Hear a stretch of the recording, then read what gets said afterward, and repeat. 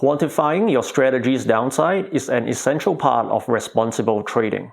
Most traders use their maximum historical drawdown, which is readily available in every trading platform. But what if you want a more average measure of drawdown, meaning the amount of drawdown you can expect to experience most of the time? Here is where the Ulcer Index comes in handy. I will explain what the Ulcer Index is and how you can use it to create a more reliable measure of your strategy's risk-adjusted performance. First up, what is drawdown? It is the decline in account equity from a prior equity peak.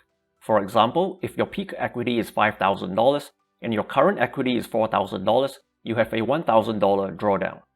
As trading progresses, your current drawdown will fluctuate in response to your individual trade outcomes. The chart below shows an equity curve and its corresponding drawdown distribution as a function of trades. Whenever a new equity peak is reached, as shown by the green dot, the current drawdown is 0. At the right end of the equity curve, the absence of new equity peaks creates a long series of drawdown values. Maximum drawdown is the largest value from the series of drawdowns obtained over the course of your backtest or live trading. Let's start with the pros of maximum drawdown. It is readily available and is certainly a psychologically satisfying measure because it implies worst-case trading conditions. For capital allocation purposes, using maximum drawdown is a prudent approach. But if you wish to compare strategy performance, maximum drawdown falls short. By selecting a single maximum value over the course of your backtest, you are overestimating your strategy's typical drawdowns. A particularly bad sequence of trades may ruin an otherwise excellent backtest. Let's look at two very different equity curves. The first is from a trend-following strategy, while the second does mean reversion. Consider the maximum drawdown from each strategy. The mean reversion strategy has almost double the maximum drawdown, occurring where a few large losers were clustered together. Is it fair to penalize its overall performance because of a bad string of trades? Personally, I prefer trading it over the trend strategy. Performance comparisons aside, the predictive value of your strategy's maximum historical drawdown is often overstated.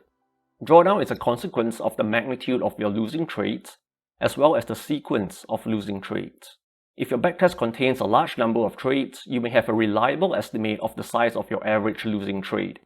Your trade sequences, however, are largely affected by market conditions and are unlikely to be replicated in future. This supposed worst-case drawdown is a poor estimate of future risks and may be giving you a false sense of security. A metric that better reflects a strategy's typical drawdowns would certainly be handy.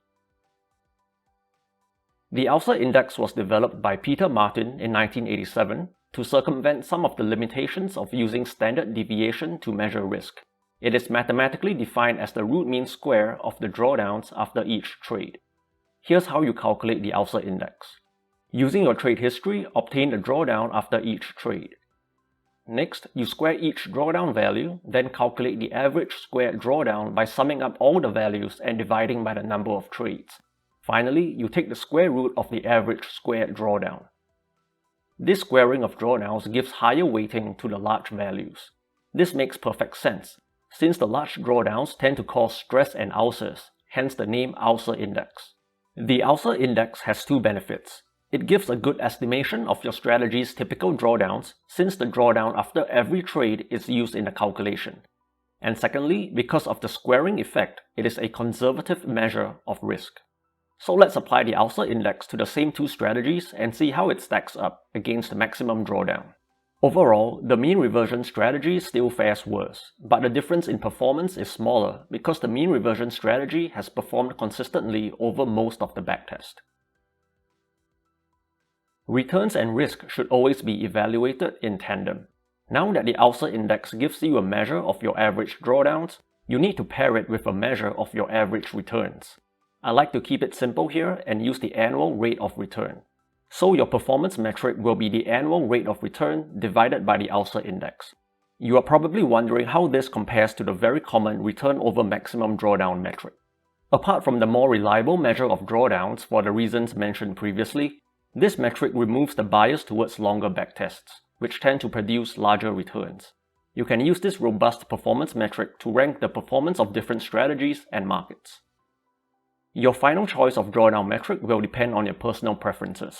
Do you want the convenience the maximum drawdown provides, or the comprehensiveness that the Ulcer Index provides? Regardless of your choice, since market conditions are always changing, it's best to treat your historical drawdowns as estimations only. These could well be exceeded in real time.